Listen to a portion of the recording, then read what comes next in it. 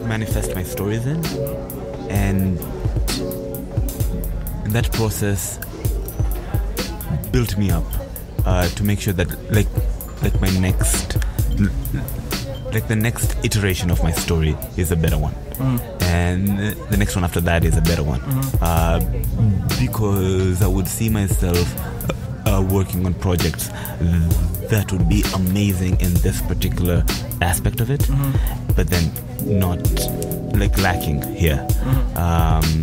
So just taking into account of trial and error, I felt like that was the pace in which I was working.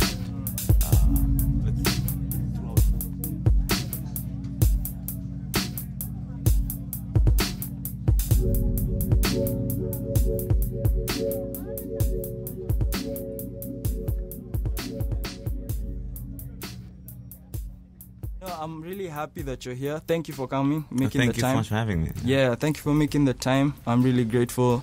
As you know, I'm in a place in life now where I am giving myself a bit more leeway to explore my creative side, and obviously I've made practical steps to doing that, like quitting the job that was bogging me down and starting my own creative projects and stuff. But considering you are one of the earliest people I interacted with who seemed to have a vision for the art, or just you seem to always execute on stuff that you thought about, and that's what I admired about you in the early days. It's I appreciate that, man. Thanks. Yeah, you had ideas and you were constantly cooking something.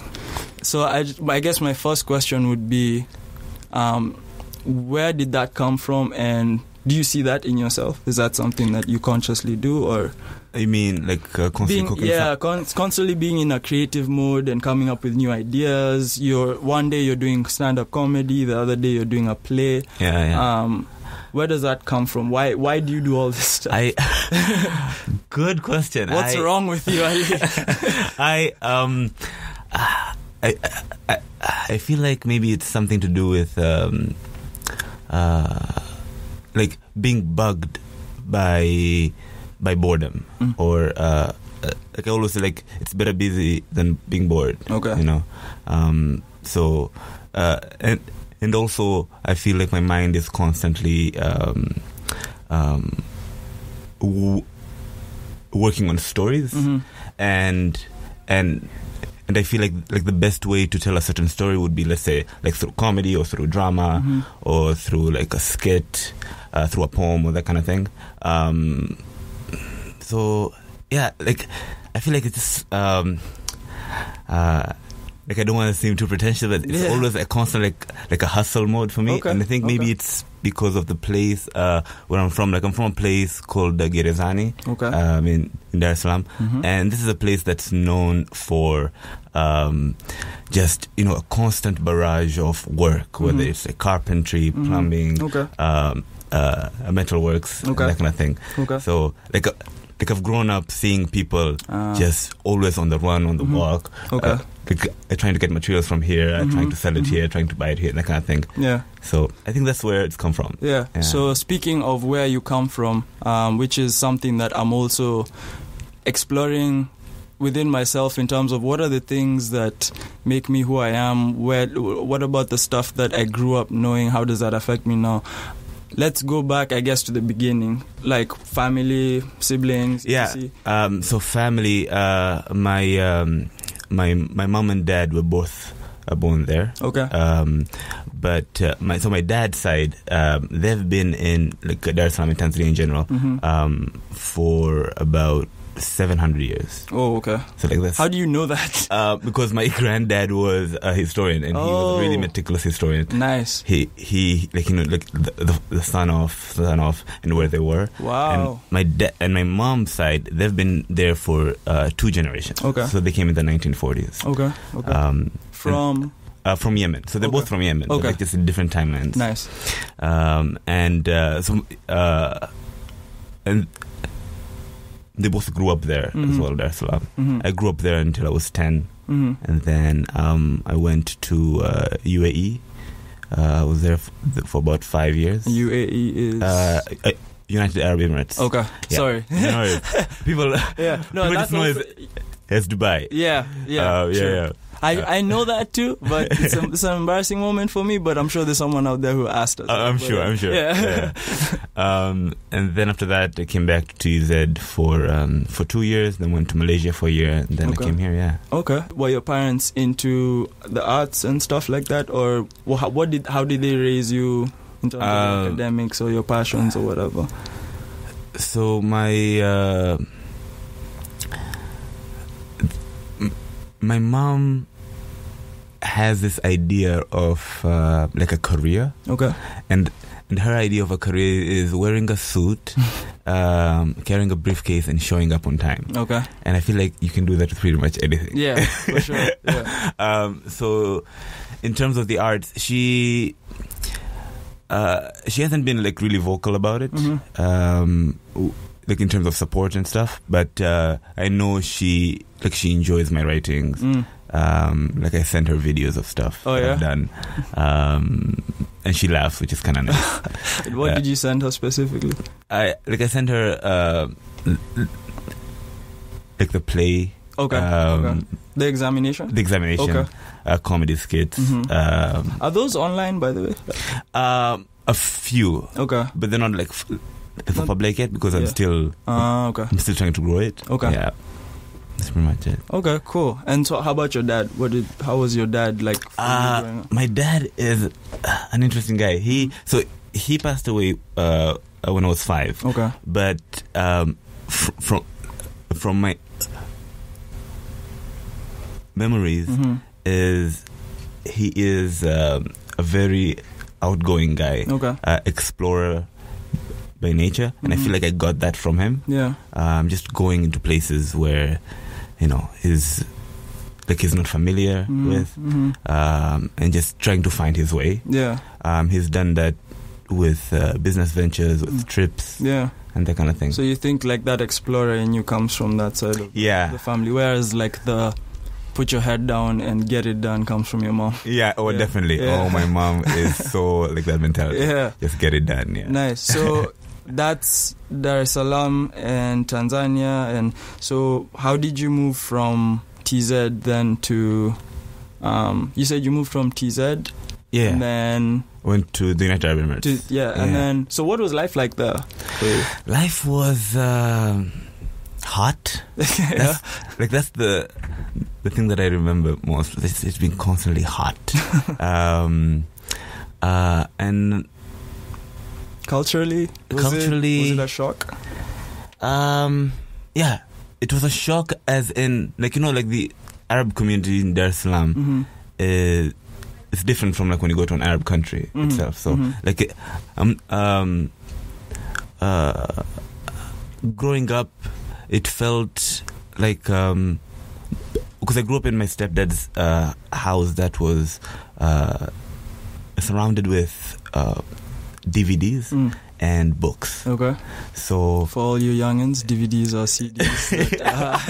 Oh my God, I can't believe we have to say that now. When DVDs were a thing. Yeah. Oh wow. And okay. Yeah.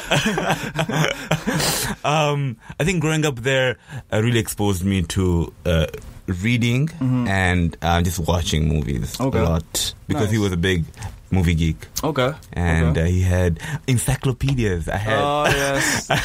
For all you youngins out there, encyclopedias are books with information. Information is like internet but in books. In a book form, And like there are 23 volumes. From A to Z. Yeah, my dad would buy all of them and not read a single one. I don't know why. Let me find out what a gazelle is. Yeah. To the encyclopedia. Yep. Straight. Oh, wow. Yeah. So that was pretty much it, and most of my like my early teenage years were there.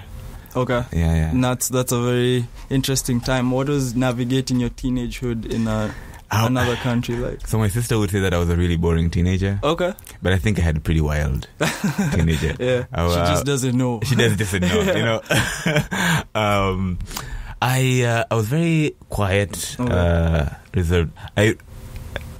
Until today, I feel like observing people just comes from my teenage years because I used to just look at people in my school, just all the different groups of people and cliques. It's so weird you say that, because I feel the exact same way. And one of the last people I spoke to for this podcast, who is also helping me put it together, he pretty much explained the same thing, just like literally growing up just observing people. And people not really knowing that that's what you're doing, but you've grown up your whole life doing it. And so like you have this weird insight of like, I get these human people, so why do they act like this? Like, why do they try and act like we don't see what's happening, kind of thing? So it's like it's like a weird, it's like a secret society that's so secret that other people don't, like, you don't talk about it with other people. I know what you mean.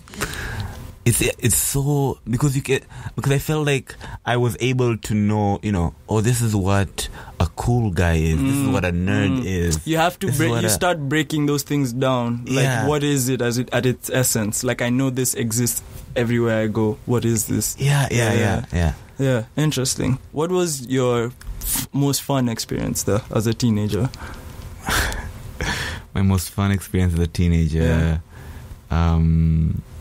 would have to be when I came back to Tanzania. Okay. And I was in this school talent show. And it actually started as a bet that someone said, you wouldn't be able to perform in the talent show. And I was like, you know what, I will. I'll do it. And the thing that I did was I sang Careless Whispers by George Michael. Okay, I'm not familiar with Careless Whispers of a good friend to the heart and mind. Okay, I'm totally off tune, but it's the story about this guy who cheated on his. Yes, you sold it though. I could see the passion in your eyes. Oh my God, that was I think that was the most fun and surreal experience I had as a teenager. Yeah, was because I was singing this song, and then like around me, I choreographed a couple dances. Of course you did. And they were dancing except me because you're the singer. Yeah, right? because like part of the lyrics is that guilty feet got no rhythm. Oh wow, you are deep. What? That's it's deep. George Michael. It's not me. It's not. No, because you also, was that in his video as well? Like he wasn't moving in his video. His video was just him like with the girl. Okay. There was no dancers. Okay. And I hadn't seen the video at that time, so okay. I'm giving props to myself. Yeah, that's a concept and a half. I'm like, what? That's crazy. So would you say that's like, was that your earliest memory of a performance then? Or? Oh, no. The earliest memory of my performance would be, actually this is back in UAE. Okay. And we were doing an Indian song, like a dancing, a famous Indian song at that time. I'm not sure if it still is. It's like Das Bahane. And this is moved from a movie called Dust. Okay. And it was my first like group dance. Okay. Choreographed. I think that's my first like dance performance. Were your parents there to see that, or? I'm not sure if my mom was. Okay. Possibly. Yeah. I know my sister was. Yeah. Okay. Yeah. So you said you were a very observant kid, kind of like, I guess, reserved. Would you say reserved? Yeah. Okay. And so, what was your school life like? Was study-wise, were you like a school kid? Like, were you at school? I really enjoyed school. Yeah. Like I constantly tried to do my best, and the thing is why, like I say, my best is there was a time where I was competing academically with this guy called you know what, I'll mention it because he's a huge part to my competitive side. His name is called Smick. Okay. And Smick was my 4th grade classmate. Okay. And we were constantly at each other's throat, like trying to get the top mark. Okay. And so like I would get, a 92, he would get 93, I would get 95, he'd get like 90, and that kind of thing. Until the end of the year they give this award to like the top student. Yeah, we had that too. Yeah. And at the end, like they mention my name and I go collect it. Yeah. And then I look back and then I see him and I sort of give him this. Yeah, that's right. That's me. Okay. And after that, I feel like my competition, like my competitive side just died, or like it felt so empty. So from then on, I was just, bettering myself constantly, and I feel like that really helped me learn better and even get like better marks than what I would have. Than competing with a Smik. Yeah. It was so crazy because everybody in my house knew who Smik was. I was constantly obsessed with him, talking about him. But yeah. Okay, and so now you mentioned UAE, and that's your experience there. How many years were you there for? 5. 5 years. And then from UAE, then you moved to Vancouver, or? No, it was like I went back to Dar. Oh yeah, you went back to Dar, and then spent how long there? 2 years. Okay, and then you came here. And then Malaysia for a year. Oh yes, okay, wow, okay, you're all over the place. Yeah. Focus. So why the move back and forth between UAE and TZ? So why did you move back the first time? Moving back from UAE to TZ? Yeah. Or just my mom just moved us back. Oh, okay. Yeah. And then so from TZ then to Malaysia. Yeah. What happened? Because I had finished my O levels. Okay. In Dar. Okay. And then I went for sort of like my post-secondary. Okay. What was your experience like in Malaysia? Oh, beautiful. Yeah. I loved Malaysia so much. Yeah. I still do. Was it's your mom's work that was taking you around like that? Or? No. Okay. Yeah. It was just her own. Just her own. My mom sort of like makes decisions. Okay. And she's the one who decided I would go to Malaysia. Okay. She came back home with a pamphlet. That's all it took. That's all it took. With the pamphlets, there's this Canadian pre-university program in Malaysia. Okay. So it was a Canadian specific one. Yeah. Okay. So the plan was already to come to Canada. Yeah. And I spent a year in Malaysia in this program called the Canadian Pre-University Program at Taylor's College. Okay. Sadly, it's been discontinued, which I feel is such a loss. Why? Because, I don't know, I feel like maybe the teachers left or something to do with the bigger college administration. Oh, okay. Yeah. Okay.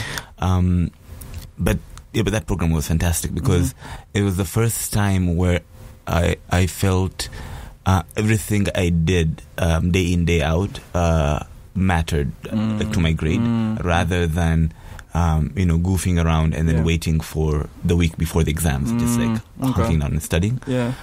It was 70% coursework and then 30% exams. Oh, okay. Across all grades. Yeah. Sounds like IB. I did IB, and it's a similar idea. Like it's mostly coursework that's being done throughout the year and stuff like that, being evaluated, and then you still have exams too and stuff like that. But you're constantly in a state of like working on something. Yeah.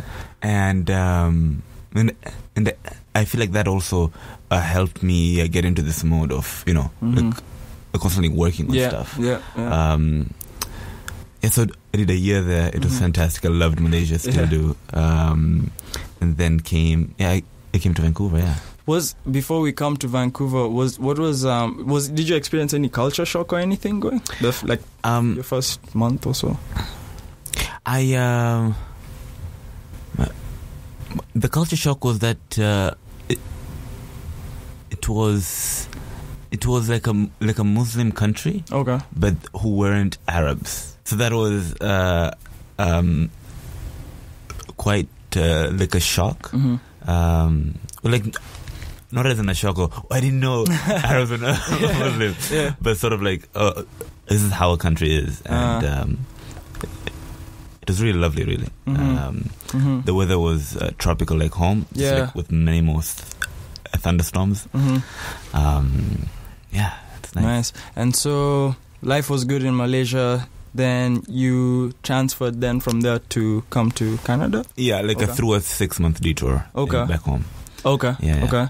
Nice. So what was your experience coming to, first of all, the decision to come to Canada eventually, that was still part of your mom's plan? Yeah. Okay. Yeah. And what do we call it? Criteria was that, it's not the US and the UK because it's less quiet. Okay. Nice. Yeah. And were you always with the decision? Like, or were you just like, okay? Yeah. I was very... you weren't really thinking about it. Okay. Yeah. And so fast forward to you finally moved to Canada. And when you arrive in Vancouver, and did you start school straight away, or? Yeah. Start school straight away. Mm-hmm. Man, which the school? cold. You went straight into SFU? FIC. Oh, FIC. Yeah, okay. FIC through a year, and then it was a few. But I remember FIC is Fraser International College for those who don't know. Yeah. Mm-hmm. And I just remember it being really cold. Yeah. And, what month was it? It was January. Oh, in man. the dead of winter. Oh, man. Well, the winter for Vancouver. Right? Yeah. Yeah, it was really gloomy for me. Yeah. But then things started, like the summer came and it's not too bad. Mm-hmm. I started traveling more around Vancouver. Mm-hmm. The second year, actually, I did a sort of a trip to BC interior. Okay. Just checked out like the small towns. So that was nice. Yeah. So what? I mean, I guess that's the explorer side in you, because the last thing I was trying to do was like travel around this place that is just like, I'm confused, I'm scared, I'm anxious, I'm like, I'm not What sure. made you anxious? So the thing is, for me, I guess my journey was different because I always knew I was going to go abroad to study, just because it was in the family. My siblings had all done it. Yeah. And so I decided to... The only thing I didn't want to do was go where they were, because I didn't want to be babied, because I'm the last one. Of course, yeah. So I was like, let me choose. So once we got a bunch of presentations from Canadian institutions in high school, the idea of Canada came into my mind. Okay. And so then I eventually applied and came to Canada. I was like, okay, I'll be abroad. I'll get that experience I want, but I'll be away from my siblings, not too far away. Yeah, so it was like, okay, this works. And obviously I had friends who were like, we were all trying to leave the country because it was this exciting idea of like course, a new life and all that stuff. New chapter. Exactly. Yeah. So...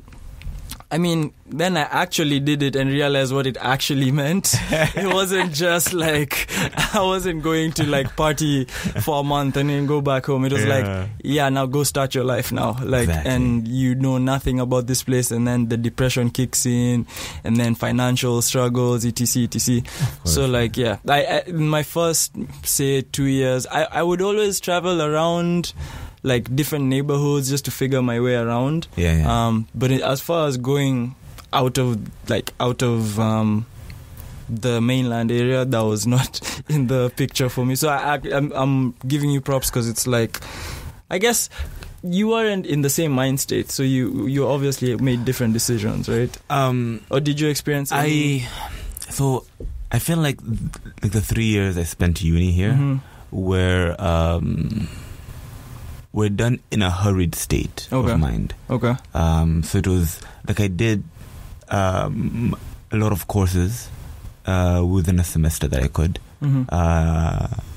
Mostly done with, like, for example, there was a course that had 3 credits, and there was another course that had 4 credits. I'd rather do 4 credits just like to build up. Just to move through. Okay. So, and then like the decision to make the trip going into the interior was based out of the realization that I had spent a year and a half in Vancouver in one city. Yes. Like, oh no, I feel like something is like you get that itch. You get an itch, yeah. You get an itch of just trying to see. So what's the other sides of Canada that I've not been exposed to? You know, and that's where I am now personally. So I understand it now. Yeah. So have you traveled outside Vancouver? Yeah, definitely. Okay. I mean, I was telling you a while ago when we met that the last summer 2017, I like took advantage of like all the hikes out of town Yes, I and remember. stuff. Yeah, so I did a lot of that, especially in 2017. Oh, perfect. Yeah. And How was that? Yeah, it was amazing. I mean, like, I was even telling you the whole beautiful British Columbia thing. Yeah, it's yeah. like, it's so corny as a tag, but then I see why someone would pick a corny tag like that. Yeah, Because it is actually very beautiful out there. And even in Vancouver, there's little places here and there that you can go and it's like, wow, like experience that same kind of beauty. But like Squamish and all these other places, it's just like, it's unmatched, you know. So definitely. And also just that feeling of I'm here, but like I want to spread my reach outside of, like, I want to feel like I'm really here. Yeah, like I'm not just in a room in this city. Like Exactly, I'm here. Exactly. Yeah. So I know what you mean, yeah. that's where I was going. So clearly I was the only one depressed as a new student. But so you kind of rushed through uni, did your hard work. What were you studying? So I did Binglish. Okay. Binglish. Binglish. Studying business and English. Okay. That's a good one, though. Yeah.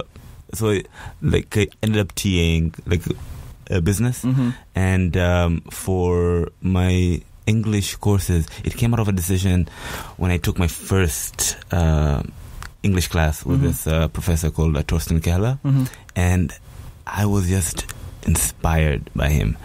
And I ended up taking 7 more courses throughout uni, because the good thing was that he was constantly, teaching higher level. Oh, nice. And then he was there for a while, so he would make up his own courses. Him. Yeah. That's so cool. I've never heard of that before. Yeah, man.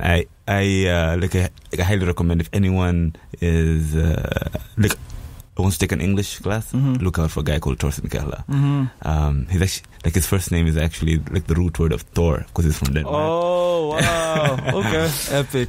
He would say that in his first class. I'm sure he did. No, shout out to all the teachers that actually inspire people and not just instruct them. Yeah. Oh, yeah, man. It's such a difference, because you'd have researching teachers who teach, and then you have teaching teachers who sort of do the research. You know what I mean?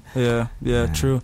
Do you have any other people during your university career that kind of gave you that? So he gave you that inspiration to continue with English, and why was English something that you wanted to get deeper into? What is it about English that he made? Because I'd grown up reading and writing as much as I could, especially when I'm constantly curious of what another person is like, or another situation is. English gave me the chance to enter into worlds where you are building more empathy. Okay. You're getting to understand another point of view, how people see things, experience things. One thing that feels great to you is a terrible thing to another person. Yeah.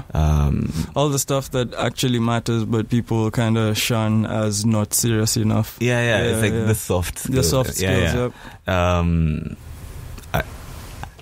And also,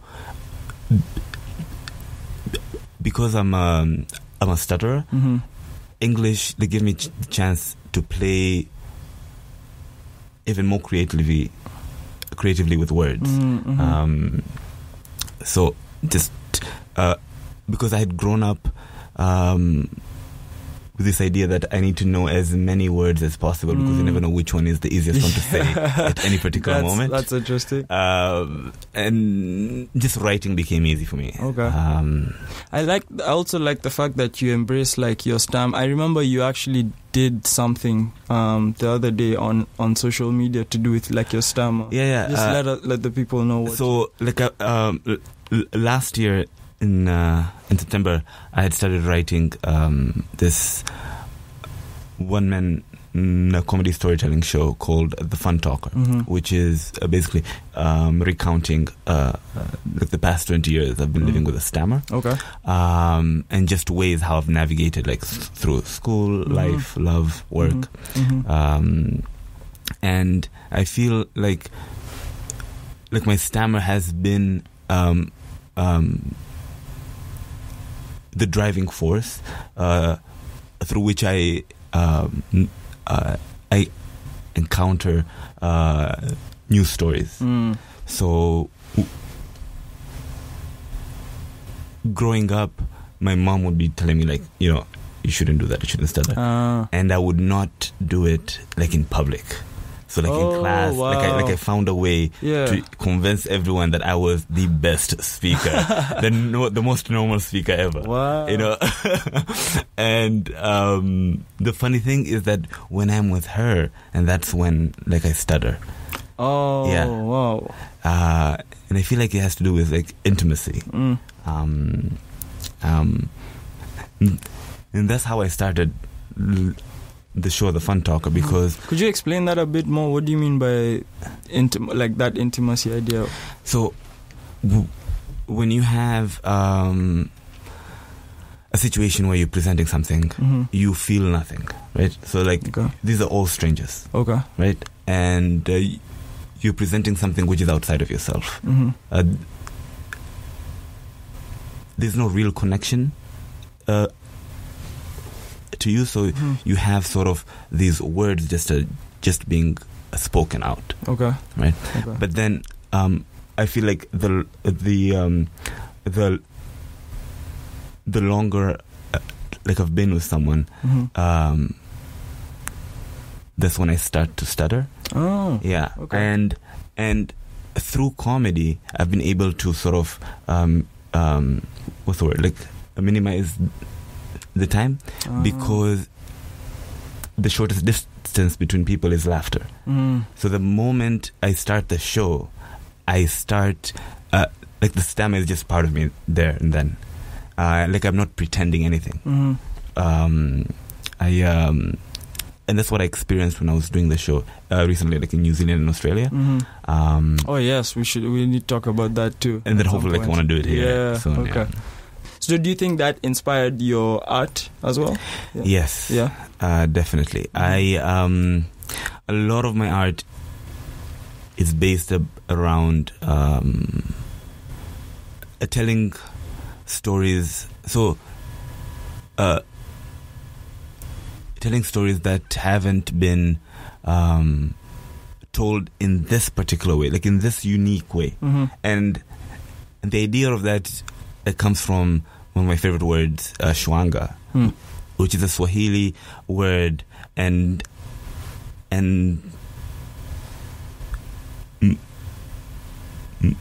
my meaning for it is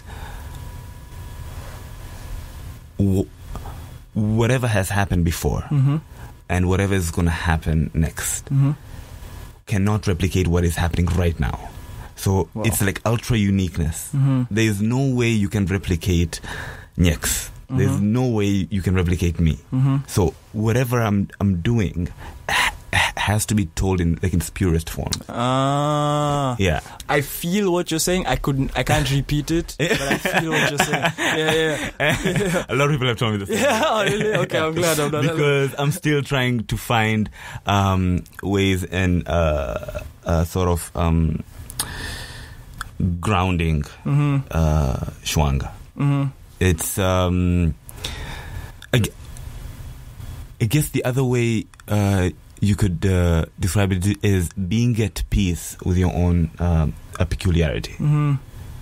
Yeah, I think for me, what comes into my mind when you're talking about that ultra uniqueness, at least I think I was sort of battling with that similar idea when I was doing my other podcast, because the idea was I would sit in the studio and then just talk. Oh, okay. And so that's basically what I do with the other podcast. And so I just sit and I just talk, and all the conversations I've been having inside, like, just let them out.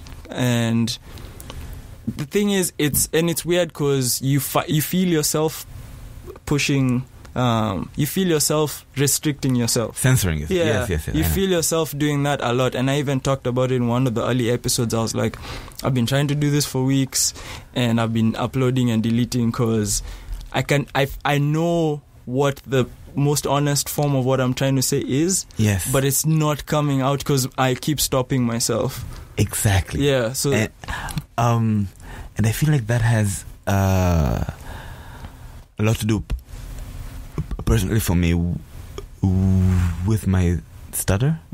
Is when I'm trying to reevaluate the words, when I'm trying to say, is this what I mean, or is this the word that's the easiest to come out? What it seems to me is like a stutter is like an outward representation of that process. It feels like it feels like it's just it's a mechanical translation of what I was going through, pretty much. That's what it's starting to look like that to me, because it feels like, I don't know, that's what I'm getting when you're saying that. So like, were you having a different way of saying the stuff that you meant, or? Yeah. Okay. So I would obviously sugarcoat some stuff. I would obviously. You're not being real. Of course. It's like the not being real, but there's also literally just the words coming out of my mouth are not doing it. Like, it's not. You're not capturing what you're saying. At all. And there's no reason for it not to be happening because there's no one around. It's me alone in the studio. Wow. But for some reason, I keep playing these mental gymnastics with myself. And stopping the actual thing from coming out. Yeah. Man, that is. I wish I was there watching this. It was a weird process. But I think it goes. It's all just. It's kind of like the space I've been in since part of last year, all of this year so far, and just trying to find my honest voice and in whatever I do. But what is that? What do you think is an honest voice? Because I feel like when you say an honest voice is something that can have severe repercussions. True. That's a tough one. I think so. Here's how I see it. It's honest because, it's not malicious. That's for sure. I think the intention. I think intention is where it all begins. So my intention of saying that I don't like the sweater you're wearing or whatever. The intention. So here it goes. I see you on the street. Yes. There's the immediate feeling. The immediate feeling I have is I don't like this guy. And so, but somehow it manifests as I don't like the sweater you're wearing.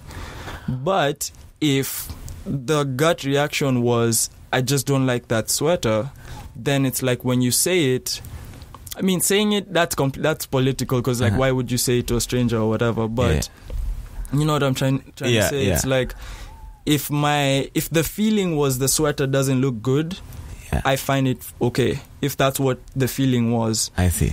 If the feeling was I don't like this guy and so F his sweater, that's like, I guess that's how I gauge it. Okay. So for me, at least my podcast, and also depends on what the table you've set. So for me, the podcast was I want to talk about my life and my experiences as I go through them. So my life, my experiences, and how I go through them, and being honest about what I truly think about something, because I do stuff in my life, but I cut myself slack. We all cut ourselves slack with certain things. But we don't say that because it's embarrassing. And so I want to cut out that process of cutting myself slack even when I'm saying things about my own life. When I say something happened, I have to bring in all the aspects surrounding all that happened, including the things I did wrong in that moment. So even if you are wrong too, I have to say how I was wrong as well, and not just leave it, not just let you like walk out and tell your truth and then stay safely here, but say and then I did this too, and then I was vindictive in this way, and and like just, you know what I mean? So I think it's intention, and like I have no idea where I was going, but I think it's all about intention. I see what you mean. Yeah. Just what the expectations you're raising are, because you're keeping yourself safe by not saying the things you know that will crumble the dream or the bubble or will bust the bubble. It's about exposing and just like showing it all rather than showing only parts of it. Being raw, yeah. So I don't know. That's how I appreciate that. Yeah. Wow. Yeah. I like that definition. Yeah. So I think maybe I do understand where you're coming from, but like you said, it's hard to like wrap it up in a bow. It's so hard. Yeah. There's certain experiences, people, situations where I feel like, oh, this is a great example of what Shwanga means to me. And I try and do that into everything that I am part of. So would you say then like Shwanga is like your centering force? Centering force for sure. Okay, and you said that's actually a word in Swahili. A Swahili word, but a lot of people say like, oh, that doesn't mean anything, it's a slang. Okay. But to me it's so true that it's like, that's actually a word. Okay, nice. And if it doesn't have a meaning, I guess now it has. You've given it a meaning. Nice. What is the most exciting thing you've worked on up to this point?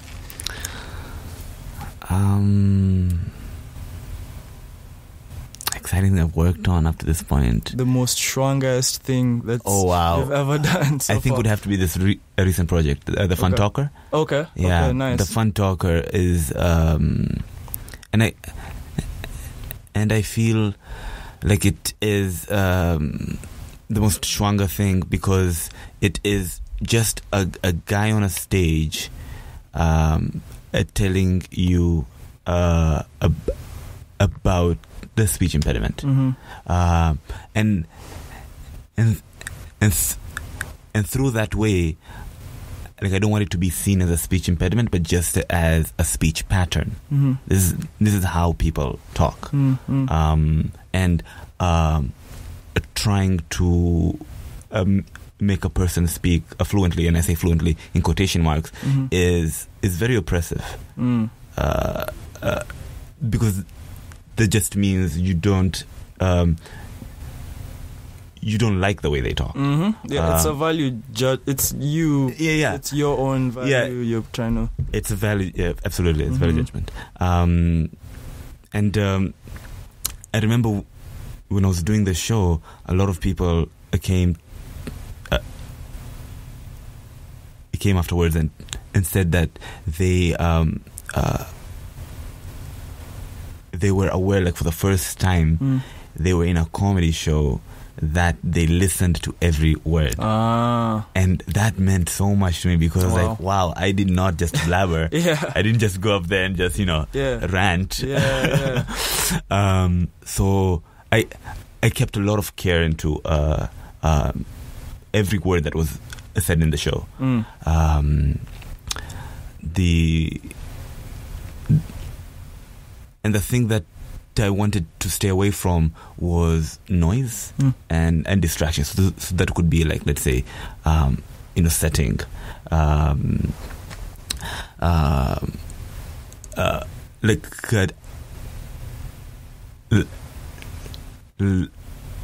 excessive lighting or music. It was just raw. It's just a person doing a storytelling on a stage, and that felt to me was the most pure form of telling us a story about a stutter, because everything else would sort of what's the word? Like become an obstacle. Okay. Okay. The English major is asking. Yeah, right. What's wrong with this guy? So, do you get nervous when you go on stage to perform? Yes, I do. Yeah. Oh, I try and get nervous every time because I feel like... You try and get nervous? Yeah, because I feel like that's when I'll do my best work. So you don't get nervous, you have to put it on yourself. I'll be like, oh, this is it. Wow. This is it. This is like my first show and my last show. Because I feel I get that sense from you sometimes, because you don't usually talk about your projects like someone who would be... Because whenever I speak to you, it's always about the idea. It's never about like the logistics or like oh man, I'm like, and that's the flaw. I've been told that. No, you know? I mean what I mean is like, I mean, I don't mean logistics stuff of planning, because I don't know how you are with time management and all that stuff, but I don't know. I feel like if I was putting together a play, people would know that me being nervous on stage would be something we're talking about. Me, like, I'm like, oh, I need time to like go here and practice this, or I'm sure you practice, but that doesn't ever seem to be the thing, which I admire, because it's like you seem to be very into your ideas and like you want to really flesh them out, and you're worried. No, your worries are never like what people, at least from what I see, it doesn't look like your worry is what people will think. It's just like, I really hope they'll see what I'm trying to say. Like it's never, I hope they'll like me, or I've tried really hard to remove that from like my focus. The outcomes are purely based on whether the essence of my particular story like has reached. Because if that hasn't reached, and then like I've just got back to the drawing board and revise it. But in terms of, again, as I say, like a value judgment, you can't be like everything to everyone. To right? everyone. Yeah. True. Yeah. And like I really appreciate, because the people who've come to like my shows or have seen my stories, they have brought back people, and the people who have seen the same thing in me. So at least like that way, I'm able to know there is an audience for us, like for my stories, in whatever form they're presented. Definitely. So that has also driven me to explore more ways, because to define is to limit. Yeah. I was just gonna say, you wanna have as many, because you can't say everything in one way. Yeah, so, it's impossible. Yeah. Like the world is so diverse, and I see this more as I travel, because you are you're constantly meeting people who see things in a different way, and you're saying, oh, this person would never read a book. Exactly. This person would never watch a film. This person would never come to a live show with other people around. They would rather do something solitary or something like that. Yep. So like a huge part of my job is to try something and then see, oh, if I can't do it that way, and then I'll try a different version of it, and then maybe it's gonna come closer to my central theme of Shwanga. It doesn't have to be a particular genre or category. Because the focus is the conveyance of that story. Yeah, true. And we recently talked about some of your, I guess, like some of your recent travels, and you mentioned you went to New Zealand. Would you mind giving us a... Man, that was really exciting. What was that? That was incredible. I went to New Zealand, and the moment I reached was... Tell them why you went to New Zealand. Oh, okay. Sorry, this is what happened. I get ahead of myself. So I went there for the Fringe Festival. And the Fringe Festival is when artists have new works and they're presenting them with the aim of developing it further. And I felt like the Fun Talker was the perfect project for this. So like I go to New Zealand, I did 2 Fringe Festivals there, and then I did another Fringe Festival in Newcastle, Australia. Okay. But going to New Zealand was quite an epic journey, because the moment I reached, I felt like, I'm not sure if you felt this way as well, is you've been in a place where you feel like you've been there. I've heard of it. I've never experienced it. You've experienced that? Yeah. Oh man, yes. Because when I was in Auckland, it felt like, oh, this is like Dar-Es-Salaam, this is like Al-Ain UAE, this is like Kuala Lumpur, this is like Vancouver. Okay. It's like all those places that I've traveled to, but they're in one place. Oh. And that's the feeling that I got. I'm not sure how to explain it. Yeah. But it felt like home. Yeah. Wow. What does home feel like for you? Home is like a place where you can exist without like preconceptions. And I feel like traveling itself does it for me. Look, because when you're traveling and somebody meets you like during your travels, you are like they've no idea who you are, what you're gonna do. It's just you and your luggage. And I feel like that's a place where I am comfortable. So like home is movement. I'm not sure. I'm not sure if that's. I think everyone has their own definition. I don't know what home would be for me. For me, home is. I'll start basic. Like for me, home is food and laughter. And food and laughter and legacy. Food, laughter, legacy. What do you mean by legacy? I mean nieces and nephews, but also grandparents. Oh, I see. And our ancestors and whatever they taught us, and however we bring in a new generation, and it's being like having that comfort, of course, and just celebrating within, like not caring about how other people celebrate birthdays, but we have our own little get-togethers and rituals that we always do in our own way. Yeah, and it's like it just always works. Home always works. I love that. Yeah. So home is a particular place for you. Like it's not a feeling. It's a feeling. Yeah. Okay. I think all those are kind of like feelings, because. But then the thing is, for me, obviously, all those experiences happened in Kenya. I see what you mean. Yeah. So, but in living in Vancouver for now 6 years and interacting with people and being in the space I'm in now, the definition is definitely expanding, and I can see how I would build a home elsewhere. Oh, okay. I think for me, home is something you build as well. Yeah. So maybe for me, home is not always a feeling, but it's also a project kind of a thing, but it's not conscious, but there's effort that needs to go into building home. There's trust and all that type of stuff. So I'm starting to see those ways that can happen here.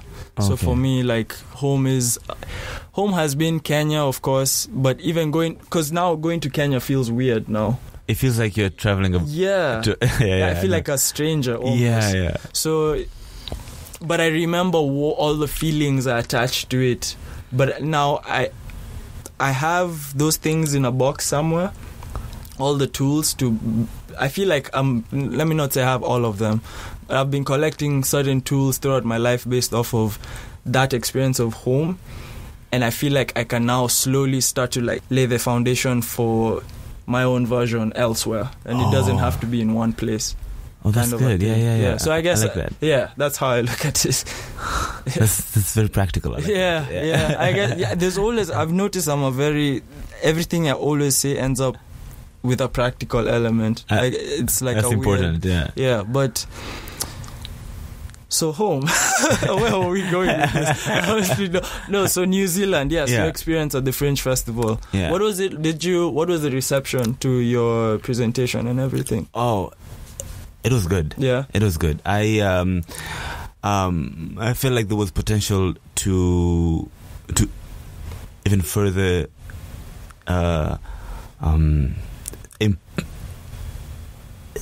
improve the way I could tell the story.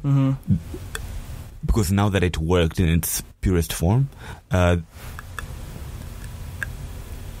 could see that especially like watching the other shows, because they felt like they started from also like a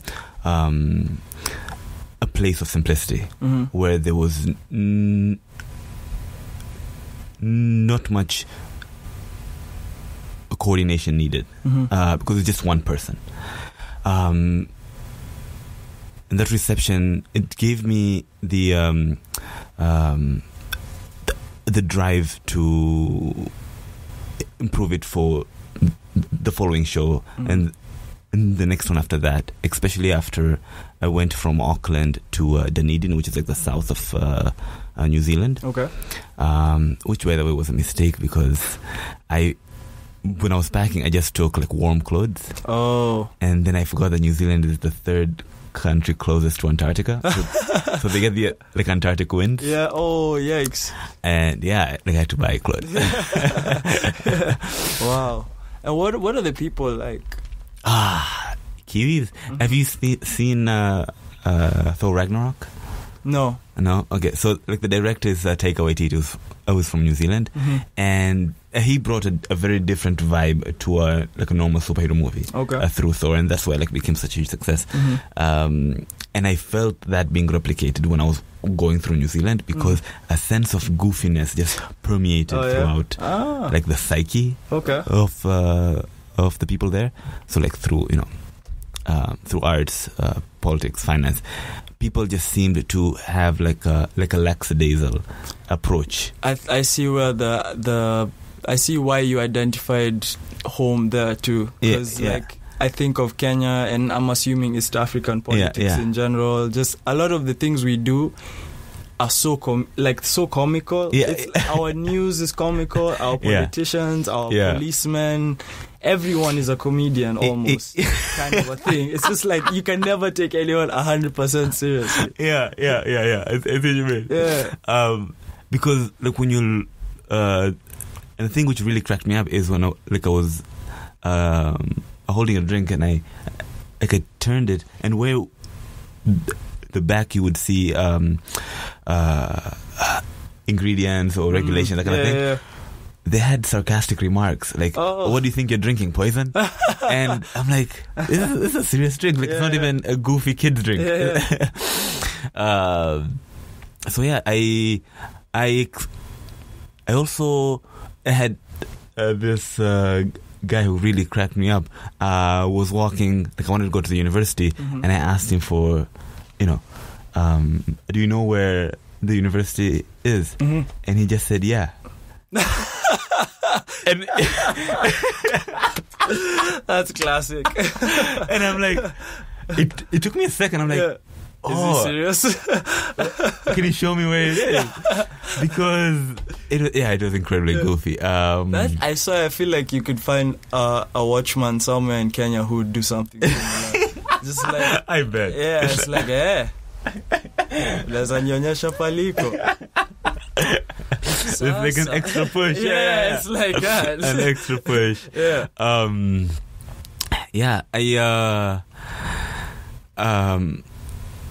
Another way I would describe like the people there would be they gave a lot of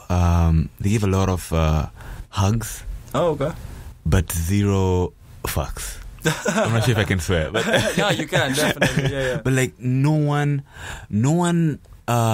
give any particular care about why you're there. But since you were there and you meant no harm, you were family. Yeah. Wow. It was a really beautiful experience, just traveling and performing there. Yeah. Do you see yourself possibly moving there, or? Oh man, if the chance comes, yeah. Oh, no, why not? Why not?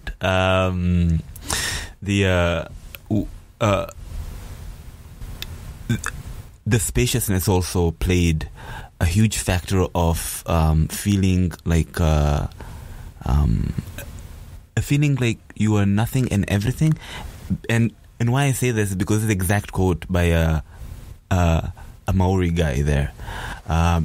Because I approached him and I asked him, so why do you have all this tattoos across your face and stuff? And he gave me like a quick crash course on the symbols for wind, symbols for earth, fire, where we are from Earth. Like everything that's in New Zealand, these people have connected with it.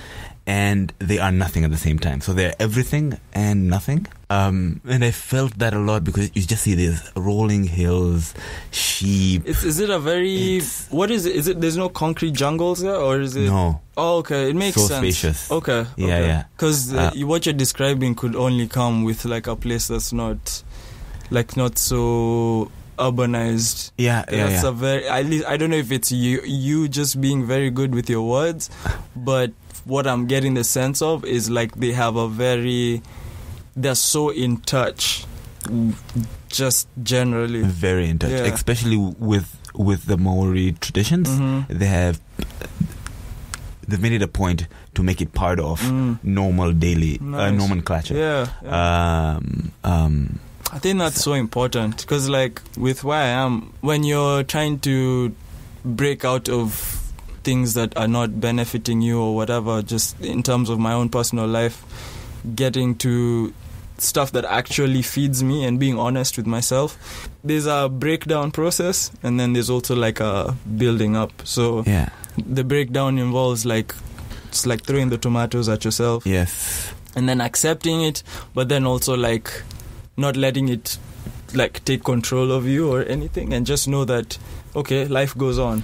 Let's continue growing, kind of a thing. So it's like that idea of, at least to me, how it's translating is like that idea of they are everything and nothing. By being everything, you are so attached to the world around you, but then you're nothing because you're just a particle in the wind, kind of a thing. So it's like your insignificance just becomes amplified, and just being in certain areas, I tried to document as much as I could, but there were certain times where I was like, man, I am like at the bottom of the world. You know what I mean? Like I'm just here, surrounded by everything else, because you would be in situations where there wouldn't be like a town for like 100 kilometers, and it's just like, especially when I took a bus, you would be like across the coastlines, and you just see seals and oceans. I mean, like the waves, and you feel when you are in a place of peace. But then there are things like just like nature is just happening. I feel at a loss of words, to be honest, because it's hard to explain. I feel like I get it, because like this makes me think about how I now think about the earth and humans and stuff like that, because I know I suck at scientific theories. I'm not gonna get any of this right, but I'll get like the gist. Basically, like the Big Bang was an explosion, and a bunch of particles like spread out, and one of those teeny tiny particles is us, right? And so, sure, like we're humans and we have societies, and we're so attached to the fact that like we're speaking English, we're like walking, and we are like, we have skin color and we have hair and stuff like that.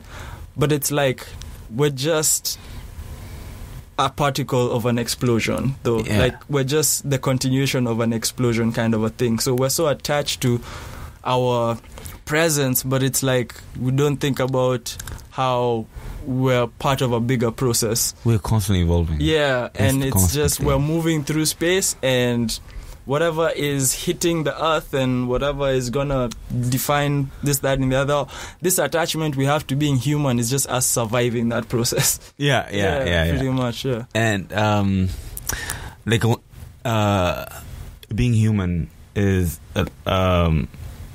it's something that I'm constantly trying to remind myself, because you can feel at times where you are not doing enough, but the fact that you're able to be human is like a full-time profession. It's a lot, yeah. And like we have the saying in Swahili, ubinadamu ni kazi, which is, being human is work. Yeah. And I felt that being reiterated, especially the place where I grew up, because you'd have people who are going through so much, but the fact that they can come in and help you think, make you smile, laugh, it's so nice to know that you can overcome things and be joyful, and being joyful is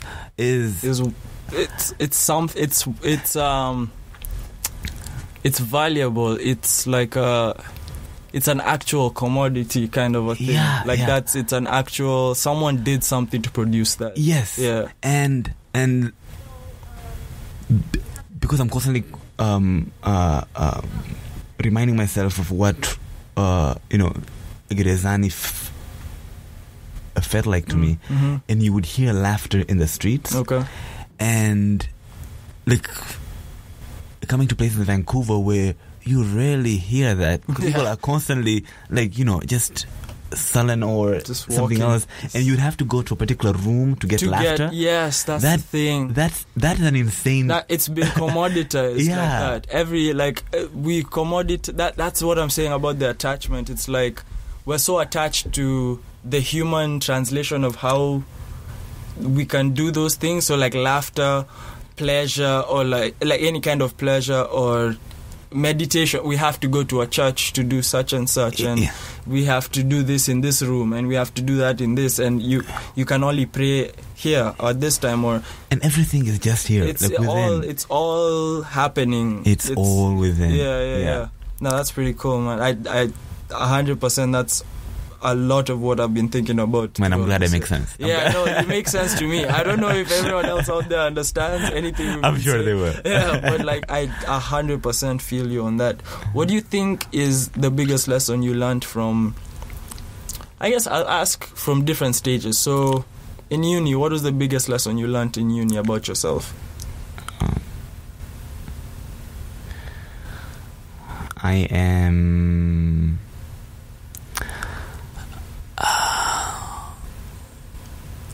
trial and error. Okay. Like, it's a real thing. I feel like I tried as many things as I could manifest my stories in, and that process built me up to make sure that like my next the next iteration of my story is a better one, and the next one after that is a better one, because I would see myself working on projects that would be amazing in this particular aspect of it, but then not lacking here. So just taking into account of trial and error, I felt like that was the pace in which I was working at, throughout uni, academically, a community involvement, and how about, so what about now your experience out of uni, working grad life? Grad life, and just even your travels to New Zealand. What have you learned so far in those?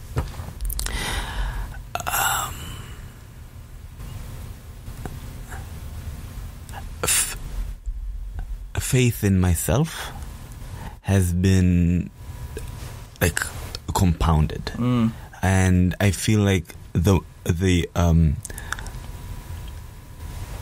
more I challenge myself, the more I I compare my own work, the better sense of a perfection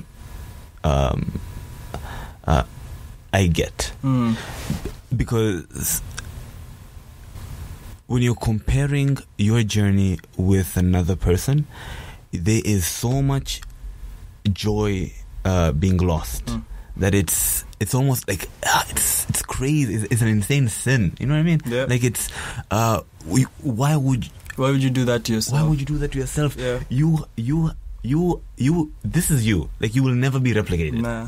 No one has come that has the same journey. Like in terms of the nuances, nothing has ever been the same.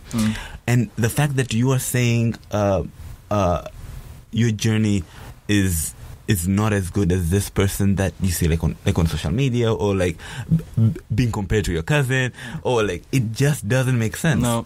So I've learned to really streamline my focus. The thing where they say like slay in your lane. Slay in your lane. Yeah, that's the new one. Slay in your lane. Yes. I love that so much because I'm like, this is my blue ocean. You know? Yes. And it's so vast, and it's like all yours. Yeah. But just because it's not quote unquote on the map yet, like you wanna bash it and not take advantage of it. Yeah. I'm a huge fan of Beyonce for that same reason. I feel like she's the epitome for me of how when you are focused on yourself, you're able to do your best work. Yeah. Like with no sort of like precedent and that's understanding that for me, because I feel like that point has been kind of hammered in my head this year. Yeah. And you learn to appreciate, aside from appreciating your own ocean, like you said, you learn to appreciate everyone else's so differently and uniquely, and you don't look, you're no longer, the noise doesn't make sense anymore. It's but like this is this person, this what they did. They're telling the story. Yeah, and it has nothing to do with the next person or myself or whatever. So it's like everything becomes beautiful suddenly without trying. Yeah. I've always felt like the more you can look at a person who's telling their story through their own work, without like no preconceptions of who they are, is the most beautiful thing you can observe, because you are seeing them expressing themselves, but at the same time I feel like I'm obliged to protect them. So like I'm constantly telling like my fellow artists, don't focus on the noise. Like don't focus on the noise. This is like you have to focus on your own work. Really, really dig deep into your own work. Be consumed by your art, because I felt like the more I do that, the better I feel of my own work. Yeah. I feel like also the easier it gets to do it too. Yeah. It gets easier to do, and also becomes more creative. Well, especially to me, because you would have like for example, I would write a short story, and then I'll say, oh, this short story would work even better as a short film, or maybe like I'll make it even shorter and into a poem. So like there's so many ways to develop your own work if you were just consumed by it. That's the thing, and I think that's for me most recently with doing my other podcast. I feel like sometimes the part of the noise is, okay, you're doing a podcast with your own voice, that's weird. There's no, usually podcasts have other voices, so this doesn't make sense automatically. But what the thing in me is telling me to do is to sit in a room and talk on the mic. Yeah. But then my head then is like, but podcasts are usually more than one voice. No one wants to listen to you just talk or whatever. But then you start thinking of ways to like structure it in a way that other people might digest it easily on face value. But then that then messes up everything, and then and then it becomes hard. So becomes unmanageable, because now you are not doing it like in the most pure form for you. You're messing with the whole process, and like sure, you're in the studio and you're recording, but you're unshwangering yourself. You're de-shwangering yourself. de-shwangering. Yeah. No, that's. Do you recall a time when you de-shwangered yourself, or you were de-shwangered? Because sometimes other people do it to you, or. Yeah. I remember when, like after uni, I went to Toronto for laughs, because that's sort of like my grad gift to myself. Oh, nice. This is the first time I saw Trevor Noah, which is kind of nice. After uni, it became a point where I felt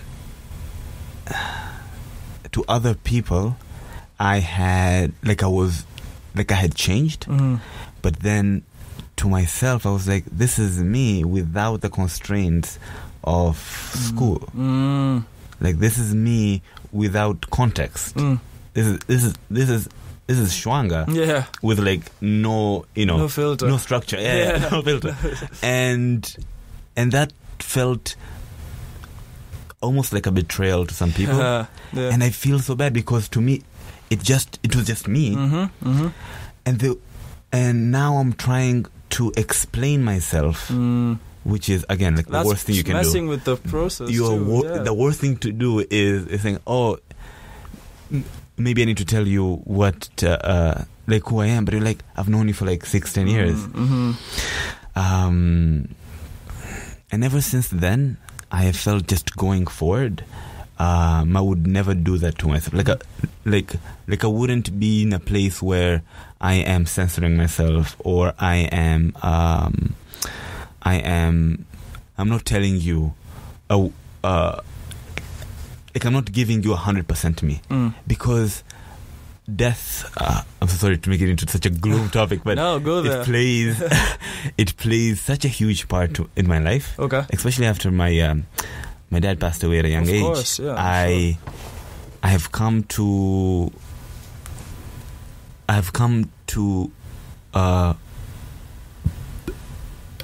pushing myself to understand that you don't have time.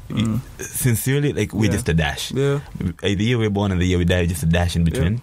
And you need to be who you are, because that's not censoring that is a mistake, because you're a gift. You truly are a gift, because there was no reason for you being here if you weren't going to impact other people. And the fact that you're here day in, day out, there are people affected by your art, your work. You're making a difference, and censoring yourself or putting yourself in a form that's, as you said, easily digestible, or I would say easily acceptable. Acceptable is a huge no-go for me. So I'm assuming this came with like the loss of some friendships and okay, now here's the thing. I'm a huge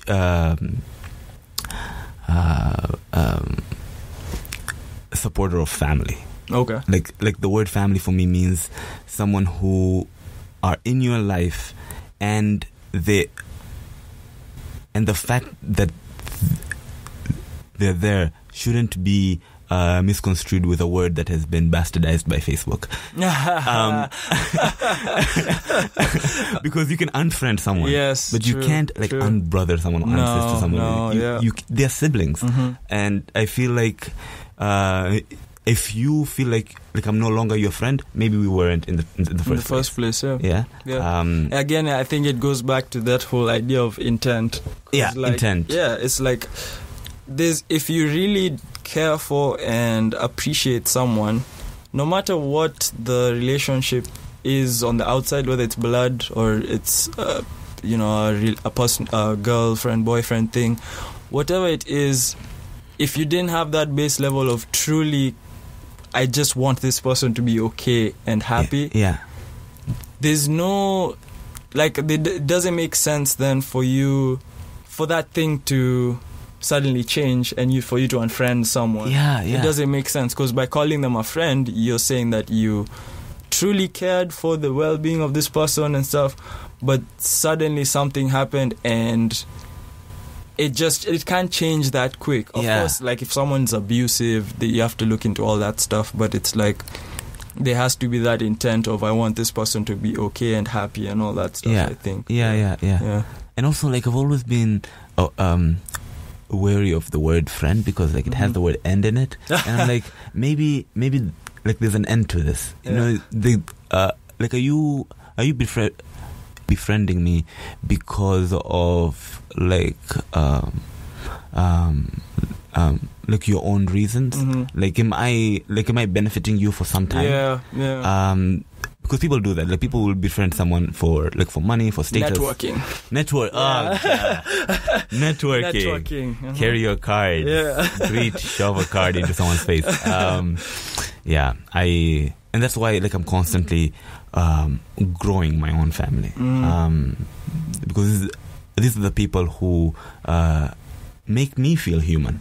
You know, that's what I'm saying. For me, it's like I'm collecting the tools to be able to be like to discern in my life who are the people that actually feed me in that sense and are actually. I don't think there's any other option if you're really trying to live a life that makes absolute sense and is the best version of whatever this thing is. It doesn't make sense to bring people close to you who are anything other than that. Yes. So I'm like, what? They can't be. There's no gray area in terms of like, these are friends, these are family. It's like I can't like say I care for my brother or my sister, and then I just kind of like my best friend. It's like that doesn't make for me. It's like it's all the same thing. These are people. How they came into your life, of course, that's different. But it's like right now in this moment, what is that person in your life? I think that's pretty much what it boils down to. Or at least that's how I'm starting to see it for myself. And time also. Like people say, I've known this person for a long time. Doesn't mean anything. People stay married for decades and hated each other for most time. Which is kind of sad, eh? And because like when I went to Australia, I met this guy called Matt, and I know for a fact this guy has been this person that I had in mind, of a person, of how he lives, of how he performs his art, of his philosophy, but never met. And the moment I met him, I was like, oh, you're family.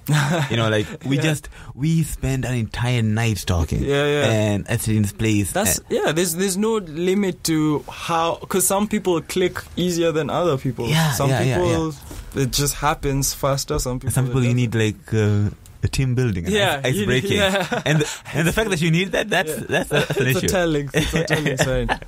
That's so true, man. And I mean, with the females I have dealt with in my life, that's one thing I'm starting to realize and like recognize in terms of how I deal with the women I bring into my life, or the women that I have brought into my life in the past. It's like the person I'm seeing right now, it's just that same idea of it doesn't, especially when you're young, it's like relationship goals. Should I introduce them to my friends now, or all that stuff?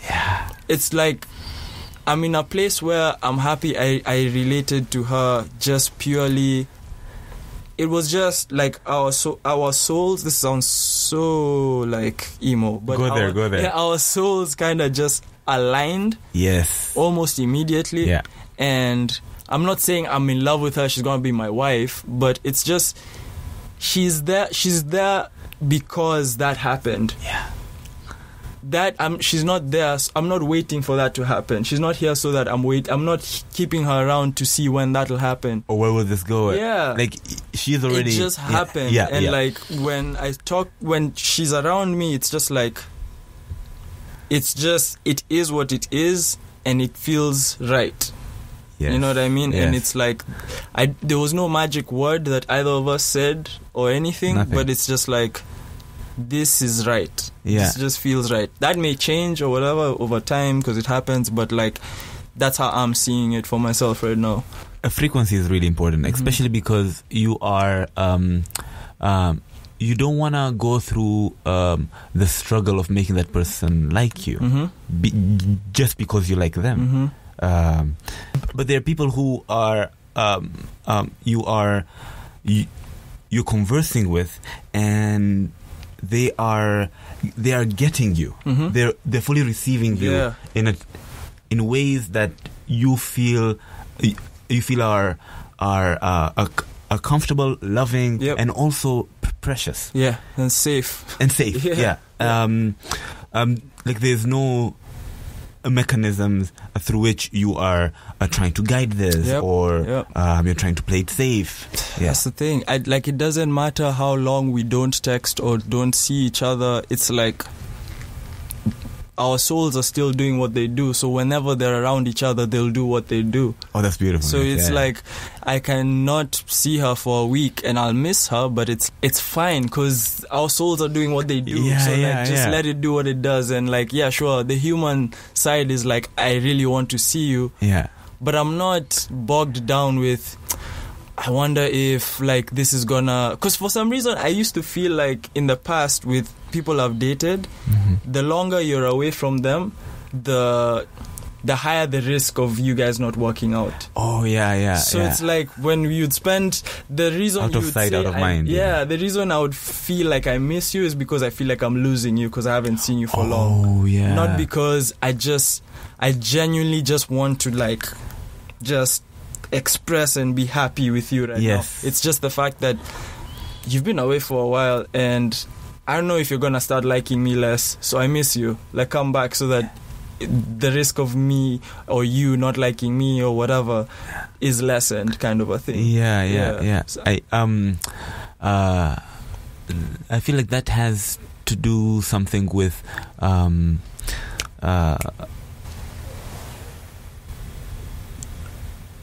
understanding who someone is at first sight, because like when you have to go through a process of like opening up, that becomes so hard when that person is away. And then you feel like, oh, you have to do that work again. Like you have to reorient yourself again to that person.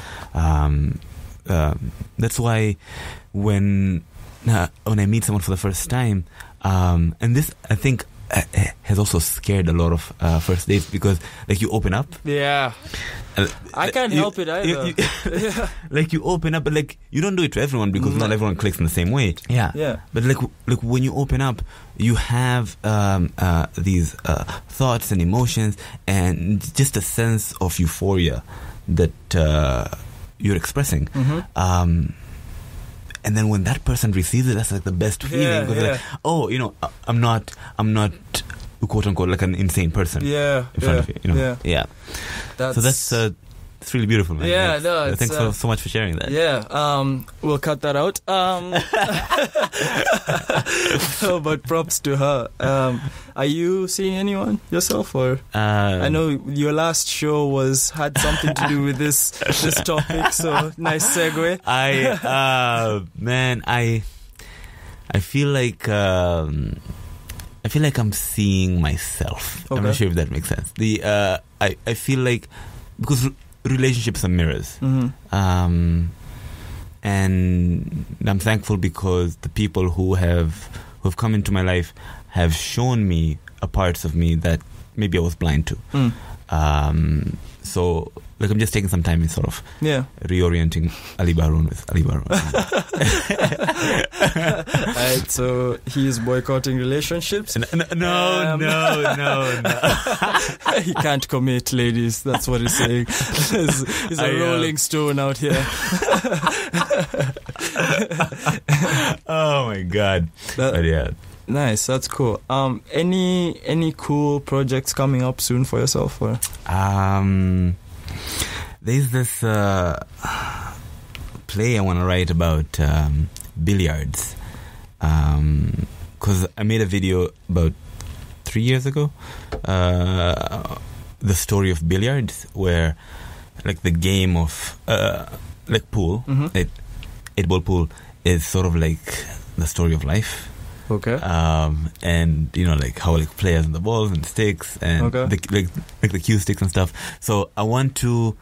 And that video is actually like on YouTube. It's called like the Shwanga Show, the story of billiards. Okay, nice. And my aim for the play is taking that concept and now having like a real life table during the production. Okay, nice. Instead of just going through a philosophy of life. So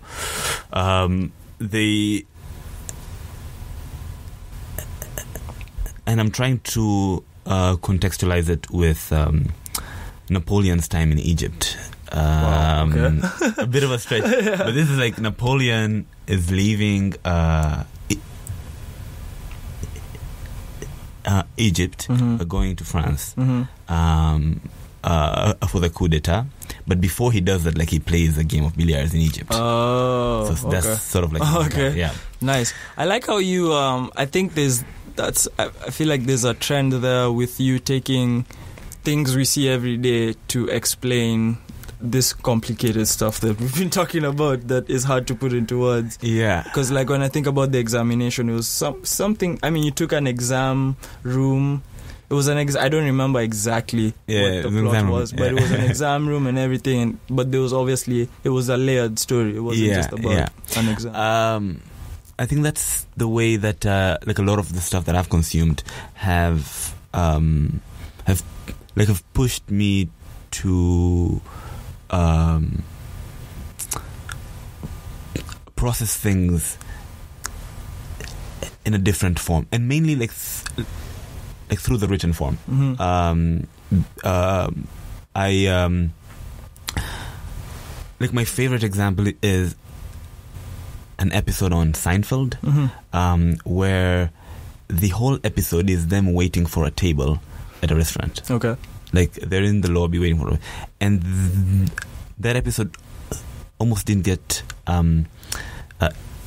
made because the producers were like, you can't let people watch half an hour of TV of people waiting people. Yeah. But like, it's what happens within that waiting time. Yeah, it's necessary. And that's like real life. Like people do wait for tables, people are in exam rooms. It reminds me of the fly episode in Breaking Bad. I don't know if you've watched Breaking Bad. No, I haven't yet. But it's literally, I don't remember everything, but I remember there was a fly. They literally there would be this one scene, I think they would just focus on the fly. Wow. And just like, it was just a silent scene. There was this fly just doing what flies do.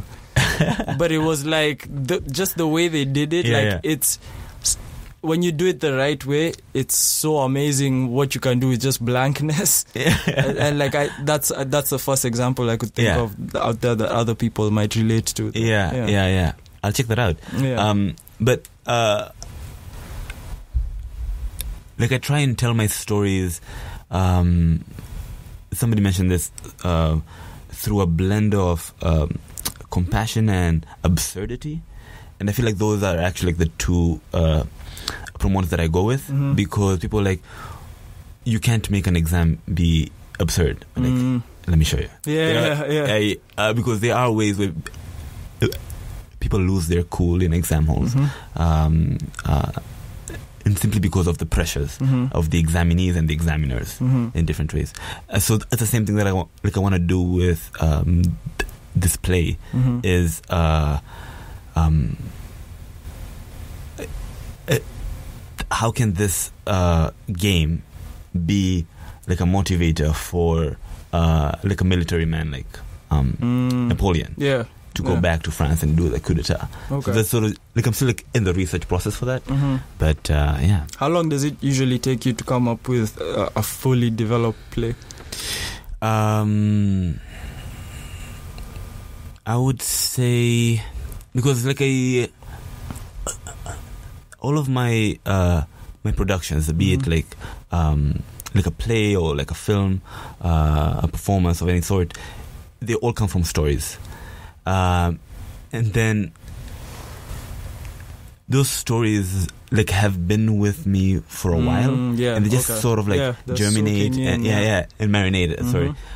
Over and over until something happens where I'm like, oh, this is the perfect opportunity for this particular story. So it really ranges from a month to a year to 5. That makes sense. That makes a lot of sense. In talking about all your productions, I think it's only right that we give you a section to plug everything, like all your YouTube, your Instagram, all any outlets you want people to know about. Yes, I am on Instagram and Twitter, and I see myself being on Twitter more simply because like it's more literal form, and I feel like I can play more with words and stuff, and that's where like I try and exercise all my creative chops. It's on Twitter. It's at Venturally, so that's VENTURALLY, and that's like just like ventures and nice. Venturally. And that's also my Instagram handle. YouTube. On my YouTube, I've made a couple of videos in the past where so like I want to make more videos, but now like it's mainly me trying to provide the story and then trying to get a team of videographers. So I don't have like an active YouTube channel. That might change in the future, but I do have this short film that's in the film festival. It is a story set in Cape Town that was inspired by the news that they were running out of water, and there's this water conservation and sanitation organization that's promoting a film festival to raise awareness on that. And that just clicked on me making like a 3-minute microfilm, they call it, where this guy is in a controlled environment where he has to pay for water, and that's like in the near future in Cape Town. And then something happens. You have to watch the video for the rest of that. It's a really short film. It's like a really short cliffhanger. Super quick, No, I enjoyed it too. Oh, I'm glad, man. I'm glad. We could go on forever, but I think in the interest of time, I'll just cut it here for now. How long have we gone for? I have no idea. Probably like 2 hours at this point. Oh, wow. I think we're gonna see soon. But this was amazing, though. I think. Thanks. I want to just acknowledge and thank you for coming today and giving me your time. It was so much. It's always so amazing. So much pleasure. It's really great always speaking to you, and just like same here, buddy. Yeah, I feel like these conversations we have tend to always recalibrate something in me, and it's like I think the reason I've realized I've been talking to a lot of artists lately is obviously because I'm toying with the idea that I am one too. Oh, you are? And I never gave myself the permission to be one for the longest. You want to know when I knew I was an artist? Is when I was sending some money to my brother from Western Union, and the Western Union clerk asked me, so what do you do for a profession? That's actually a good one, because I go to Western Union too. And I said, I'm a writer and a performer. And he's like, he looked at me with a blank face, like, "Oh, so you're an artist?" I'm like, "Oh, yeah, I guess so. I guess so, because you have this preconception of what an artist is, and you feel like you're not one. Exactly. But like you are, because you are making something that did not exist before. Exactly. And that's the thing. It's like, and in trying to not interrupt with that process, I hope to create more and actually like give people my honest view. And I think that's something that I've always seen you do, and maybe I've just always admired from a distance, and maybe that's also the reason why I've kept up with a lot of your journeys, because I think a lot of the people who I see doing these things have low-key given me permission, or were the things I needed to slowly give myself permission, because these are people I relate to, people I know, people that come from where I come from sometimes, and it's like just that process of like, okay, I mean, you see other people doing their thing, and it's like, why can't you? Just it's simple but also very complicated at the same time. But I just want to say thank you for being that person for me. Thanks or so one much of those people. for letting me know, because Yeah. I feel like that's one way which I can constantly, like the give and take of artists is, I want to encourage more people to tell the story. No, so. you are.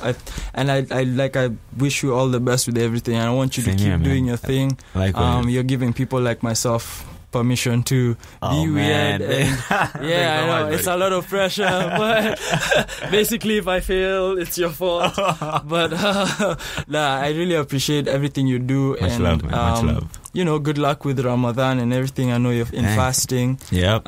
Shout 2 out, more weeks. yeah. Shout out to everyone else out there who also practices the faith and is fasting or had fasted, depending on when this comes out. I hope you're fasting in more kind of time zones. Yes. It's almost summertime here, so you're fasting for like 18 hours. That's crazy, and you still did this. So I'm very grateful. This is a relief. This is good. Yeah, no, I feel good about this, and I really can't wait for these episodes to come out. So, Amen. Thank you very much to Ali Baharoon for joining us today. I'm your host, Nyx, and shout out to everyone out there that understands some of the things we've talked about, that it resonates with you, and I think it's always an amazing experience when two souls lock in on something, and I feel like that happened.